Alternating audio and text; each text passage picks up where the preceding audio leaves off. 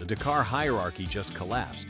While the legendary Austrian factory teams are frantically welding frames in the middle of the night, a budget Chinese disruptor and a Japanese veteran are currently leading the reliability rankings. 10 stages in, the desert looks like a graveyard for expensive metal. We've seen factory engines blow apart and electrical gremlins fry systems worth more than your house. But amidst the carnage, 7 specific machines are still running like it's day one. These aren't just surviving, they're proving you don't need $1 million budget to be unbreakable. Let's jump in and see which Chinese and Japanese motorcycles are ready to challenge the establishment. 1. Honda CRF450 Rally, the Red Shield. First up, the machine making reliability look easy. The Honda CRF450 Rally. Remember when Honda struggled with heat soak? For 2026, HRC completely overhauled the thermal management. They rerouted airflow and added radiators with massive surface area paired with high-flow fan shrouds. It's working. While other bikes are boiling over in the camel grass, the Hondas are running cool. Then there's the chassis. Finding the balance between a frame that's too stiff and one that's too soft is a nightmare. Honda nailed it this year. They tuned the frame to flex just enough. It's soft enough to soak up big hits, but strong enough that the metal won't crack under pressure. It's a subtle change, but it's why their riders aren't complaining about vibration fatigue. Compare this to the KTMs we've seen dropping out. The Austrian bikes are tuned for absolute peak power, pushing the limits of what materials can handle. Honda took a different route. Their mapping strategy is noticeably more conservative. They aren't chasing the highest top speed on the rev limiter, they're chasing longevity. That slightly richer fuel map keeps internal temperatures down and protects the piston during those long, wide-open sections. Another detail is the airbox sealing. HRC developed a double-lip seal system that ensures absolutely zero dust bypasses the filter, saving the valves from that sandpaper effect. And the transmission? After 5,000 kilometers of brutal clutchless shifting, the gearboxes are coming out looking almost new. The engagement dogs show minimal wear because optimized oil flow keeps debris away from critical contact points. It's boring engineering, but it finishes races. But while Honda spent millions to get here, the next bike on our list cost a fraction of that and is still running perfectly. 2. Kove 450 Rally EX, the budget disruptor. Let's address the Kove 450 Rally EX. A few years ago, showing up on a Chinese bike was a joke. That's dead now. Kove has proven that Chinese manufacturing isn't just catching up, it's smarter. The philosophy is simple is better. While European teams deal with complex sensor failures, Kove kept the wiring loom refreshingly basic. The bike's computer is simple. It runs the engine without a bunch of extra sensors that usually break when they get dusty. It's a tractor in the best possible way. Then look at the fuel tanks. Most factory bikes run exotic carbon fiber tanks to save weight. They're light, sure, but if you drop the bike on a rock, carbon shatters. Kove uses resilient plastic. It scratches, it dents, it looks ugly after a crash, but it doesn't leak. That difference means a Kove rider picks the bike up and finishes the stage, while a factory rider is trying to patch a hole with epoxy in the middle of nowhere. Mechanics love this thing too. If you're a privateer, you don't have a team of 20 engineers. You need a bike you can fix with a basic tool roll. The Kove is built so you can actually reach the spark plug without dismantling the entire front end. Parts availability is another win. It uses standardized industry sizes for bearings and fasteners, parts you can actually find in a local shop, unlike the proprietary bolts on the complex Austrian bikes. It's proving that you don't need to over-engineer a bike to make it unbreakable. The engine itself is a DOHC single that borrows heavily from proven designs, prioritizing thick cylinder walls over weight savings. It is heavy, but it is solid rock. I want to hear from you in the comments. If you were putting your own life savings on the line to cross that finish line, are you taking the proven Honda or the budget Kove? Tell me why. Speaking of the Austrians, let's look at the giant that's currently on the ropes. 3. KTM 450. Rally Factory, the Wounded King. It is time to be honest about the orange elephant in the room. For 2 decades, KTM owned this rally.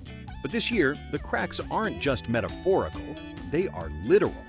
The drive to shave every gram and extract every ounce of horsepower has pushed the platform past its breaking point. We saw it in Stage 6. That signature trellis frame is now the subject of intense scrutiny. Mechanics are reinforcing headstock gussets nightly, monitoring the fatigue life of the crumbly steel. It is incredibly strong, but when you thin the tube walls to save weight and then hammer it through rock gardens at 120 kilometers per hour, physics takes over. The bikes that are still running strong aren't the ones being ridden at 110% by the aliens. They're the ones being nursed. The surviving factory machines are likely running slightly older spec parts or have riders who know exactly when to back off. Look at the rear suspension linkage. It's a known weak point on the Austrian machines. The bearings are small, lightweight, and prone to crushing under the extreme G-forces of a dune drop. Mechanics are swapping these out almost nightly just to keep the rear end from collapsing. It's a high-maintenance relationship. You have to love a KTM to ride one because it demands constant attention. Unlike the Japanese bikes where you change the oil and go to sleep, the KTM mechanics are up until 3 a.m. checking welds and swapping bearings. It's fast, it's agile, but it's fragile. The performance is there, but the durability requires a massive support team to sustain. While KTM struggles to hold the line, another player is quietly putting reliable miles on the clock. 4. Shero 450. Rally, the Indian tank. If KTM is a racehorse, the Shero 450 Rally is a tank. Built in collaboration with German expert Speedbrain, this machine prioritizes structural integrity over everything else. The engine block feels over-engineered in the best possible way. While others shave crankcase walls to save grams, Shero left the meat on the bone, adding reinforced crankcase webbing internally to stiffen the block. The cases are thick, heavy, and practically impervious to rock strikes that would crack a lighter engine wide open. It refuses to quit. This durability comes from a brutal development cycle. Shero didn't just test on a dyno, they spent months in the Rajasthan desert, which offers some of the most punishing, rocky, and hot terrain on the planet. They essentially built a torture chamber for motorcycles. The suspension setup reflects this philosophy too. While the Austrians tune for supercross stiffness, transmitting every hit to the rider's skeleton, Shero tunes for compliance. A stiff bike breaks the human. After 10 days, a KTM rider is physically shattered from fighting the chassis, while the Shero rider is fresher because the bike absorbs the punishment, not their wrists. You can see the difference in the bivouac. The Shero mechanics aren't panicking. They aren't welding frames. They are doing routine maintenance because the bike just works. It might not have the raw top-end speed to win a drag race against a factory Honda, but while the speed merchants are waiting for a tow helicopter, the Shero is chugging through the fesh. The team has suffered significantly fewer mechanical DNFs compared to the speed-focused squads, simply because the bike is built to take a hit. Shero proves you don't need to be European to survive. If you're finding this breakdown of rally reliability helpful, hit that like button. It tells the algorithm that we need more technical, deep-dive content for riders who actually care about how these machines are built. Now, the French have their own answer to durability. 5. Shero 450 SEF Rally, the French Resistance. Shero is the dark horse, prioritizing enduro-bred resilience over top speed. The Shero 450 SEF Rally is built with one goal: finish the stage. The standout feature is the transmission. Gearbox failures are a nightmare in rally raid. One shattered cog, and it's game over. Shero's transmission is legendary for its robustness. They use slightly heavier gears with a wider tooth profile that can handle the abusive shifting without the clutch in deep sand for 6 hours straight. It's not the smoothest shifting box on the grid, but it doesn't shatter. Then look at the electronics packaging. It's not just about placement, it's about fortification. Shero seals the ECU and relays in a vault-like subassembly high behind the tower. While others leave connectors exposed, Shero's loom is armored against intrusion. It's a sealed ecosystem. You can't easily swap a sensor, but you don't need to because nothing gets in. Finally, there's the cooling system. Shero engines run remarkably cool in the slow, technical, rocky sections where there's no airflow. They use a high-flow water pump and oversized impellers that keep fluid moving rapidly, preventing that dreaded boilover that forces riders to stop and wait. It's the safe bet. If you are a privateer spending your life savings to just cross the finish line, you buy a Shero. It's not flashy, it's not the fastest, but it will get you to the podium ceremony.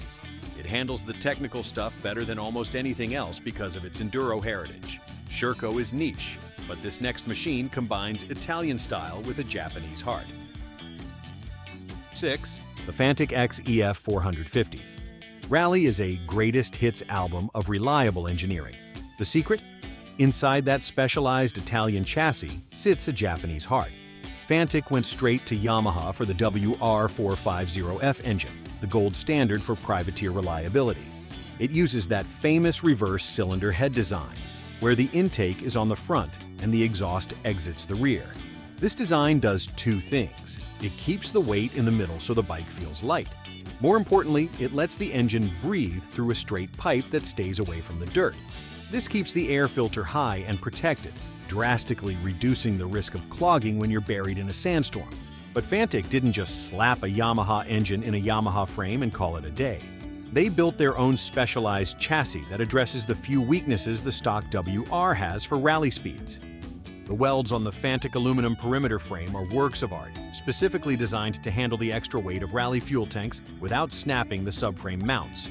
A common issue when you bolt 30 liters of gas to a standard enduro bike, they reinforce the stress points with extra gusseting that you won't find on a showroom floor model. It allows a privateer to focus on navigation rather than worrying if the frame is going to crack. The result is a machine that handles like a sharp European race bike, but starts every morning like a dependable Japanese commuter. It's the ultimate cheat code for reliability, because if something does break, you can walk into almost any motorcycle shop in the world and find Yamaha parts that fit. You aren't waiting on a specialized shipment from a boutique factory in Europe. It keeps moving because the supply chain is global.